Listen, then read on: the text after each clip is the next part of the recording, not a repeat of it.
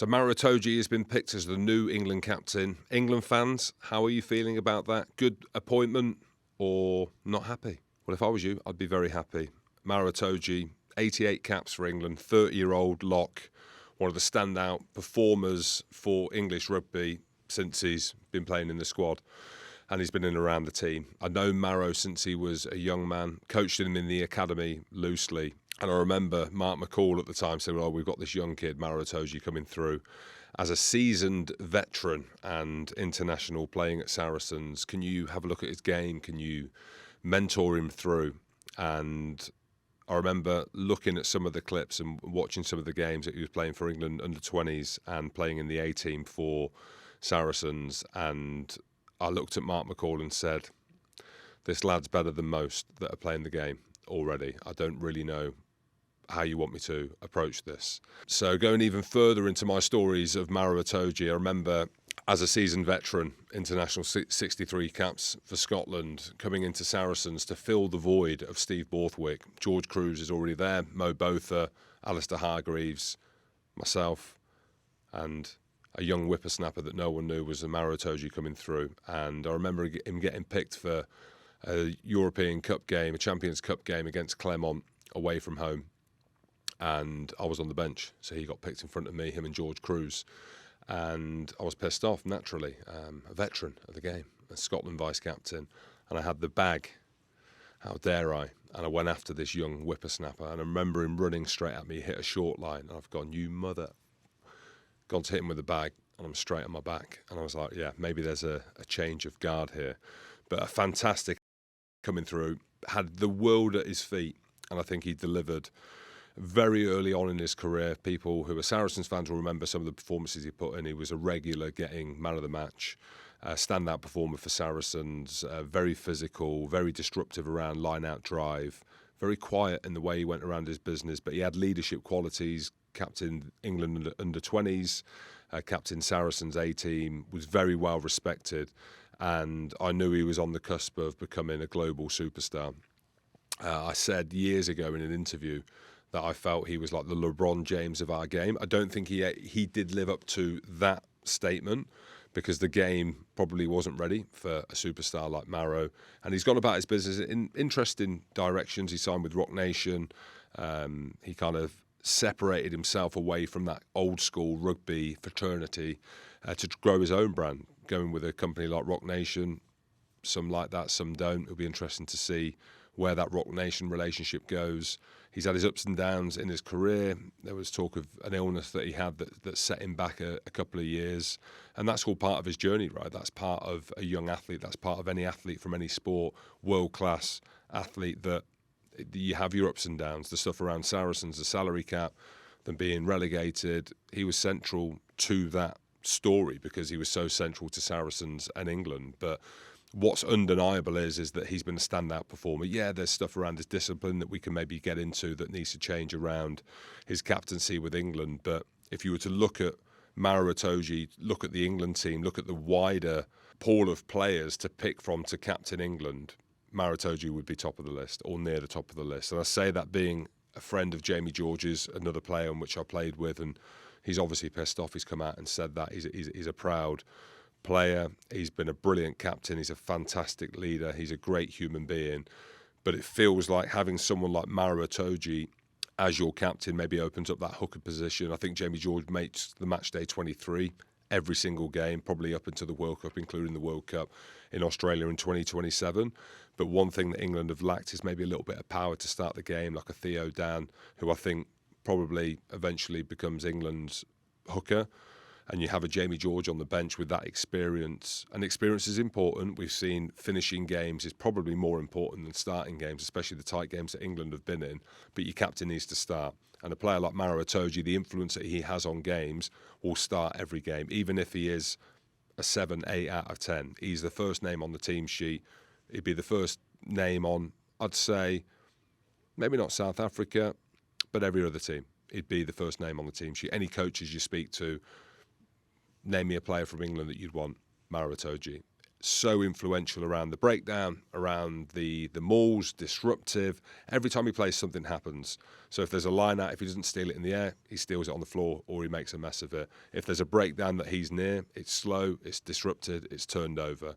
Yes, he needs to work on his carrying, and that's probably been a work on for him since he's started playing, since he's been playing. He's very kind of upright in his approach to carry, but that's something that he's working on. That England will need that version of him as well. You look at the best second rows in the world, Ebenet Sabeth, RG Snyman, the second rows that are playing for France as well, whether or not it's Flamont or a Taufi Fanua when he was playing, or a Molfall, a Will Skelton for Australia. Like, these are big human beings that can carry the ball as well. You look at Ty Byrne, Ryan Baird, Joe McCarthy for Ireland, exactly the same. The list is endless. There's some better ball carriers out there, but I think the overall package that you get with a Maro Itoje and the experience that you get, I mentioned the highs and lows, is going to be really beneficial for England. So it's a big move for Steve Borthwick, but I feel it's probably the right move for the profile of the team. But it'd be interesting to know what you think, because not everyone likes Maro Itoje, the whooping, the hollering, the Saracens element to it. So it'd be interesting to see, if not Maro, then who? Who are you thinking? Who else could take that lead role? Who was a guaranteed starter for England? For me, Maro Itoje in the second row, and I'm a purist, has a better perspective on things. The way that he speaks to referees, yes, he's got a discipline problem, but I actually think that this is a move from Steve Borthwick which actually addresses that. I've been captain before, and with great power comes great responsibility. Discipline was a big issue for me as a player. When I got the captaincy, I reined that in. Like, you have to, because you have to be more lucid in your mind. You need to be able to have that relationship. You need to lead from the front. So actually, that move, I think, maybe solves the discipline issue. But you look at Richie McCaw, the great Richie McCaw, played on the edge, gave away a lot of penalties, probably not as many as he should have given away, and definitely not as many yellow cards as he should have given away. But when you have the respect of the referee in your psyche that this guy's the captain leading out your team, then you have that in the back of your mind. You're going to have Ellis Genge and Jamie George as vice captains. For me, the vice captain thing is irrelevant to publicly come out, but I think what that does for someone like Jamie, it shows that he's still leadership. Ellis Genge's performance needs to go up another level, so maybe coming out and saying vice captain as well. He's a fantastic player, Ellis Genge. And I think from Steve Borthwick's point of view, the honeymoon period is now over. Like, 50% win record for England isn't good enough. The England fans demand so much more than that. That team, the pool of players that he's got to choose from, are better than a 50% win record. And you think of the coaches that have been in and around them, percentages have not stood the test of time. So there's a lot of question marks over Steve Borthwick, the Six Nations for England, the starting game that they've got against Ireland, and then they've got France at home. So they've got Ireland away first up. They've got France at home, Scotland at home, Italy at home, and then at Wales away. It could define Steve Borthwick's tenure as England manager. Like, they are the two toughest games to probably play in the whole championship. Scotland again in the third game. So they've got the hardest three games for England first up. Ireland away, France at home, and then Scotland. So this could go one of two ways. Of course it can. They're either going to do really well or they're not. I don't think there's a middle ground for England. First or second is where you're looking at for success in this tournament. And 50% win record for Steve Borthwick, just to reiterate, the England fans will tell you, isn't good enough. So he's under pressure now. And when someone of that calibre of coach and understanding of the game is under pressure, you have to double down on making big calls, and that's exactly what he's done. The big call and the big omission in all this, which I question, and it'd be interesting to see what all the England fans or just casual fans think, is Ben Spencer. Ben Spencer, for me, is the standout scrum half. I was going to say in Europe, Luku, Anton Dupont. There's a few that would potentially argue with that as well. George Horn, who's been brilliant for Glasgow as well. But in England, Ben Spencer's been the standout scrum half, and I think getting dropped after the first England game of the Autumn Nations Series, was it against New Zealand? I thought he was brilliant, and I thought that's a misstep. Jag Van Poortvliet's got a lot of work to do in that scrum half position. I mean, Alex Mitchell's come back, so that's their argument. Alex Mitchell comes back and Ben Spencer is moved aside. But from the strategic point of view and how England want to play, maybe this is a snapshot on how England want to play. Ben Spencer is a kicking nine. Yes, he's more than that. You've got a Finn Russell at 10, and you've got three great centres at Bath, whoever they put in that position, that open up the attack play that's been so good for them and stand out this season. But Ben Spencer's the 9 that gives the ball to 10, obviously, to Finn to be able to do that. But maybe he's seen as more of a strategic 9, which he is. I played with Ben Spencer at Saracens. He's probably the best box-kicking 9 in the world. But maybe that gives us an idea of where England are going to go as a team. But I'm baffled, like we are on many calls, like we have been with Tom Willis not being in the squad, who's now in the squad. I actually think that number 8 position and the back row and the make of the back row, England have got wrong over the time Steve Borthwick's been in charge. And this is what I mean. It's like options will make a tyrant of you, the great Matthew McConaughey said. And they've got too many options in the back row to choose from. Really, if you were going to do it properly and you were going to be like England, we want to win the Six Nations, we want to win the World Cup, you bring Jack Willis in, you bring Tom Willis in, and then you open up that 7th position to a Ben or a Tom Curry or a Ben Earl, Sam Underhill's injured. You've got a Chandler Cunningham South that could potentially fit into that if you went down the French hybrid back row, second row position.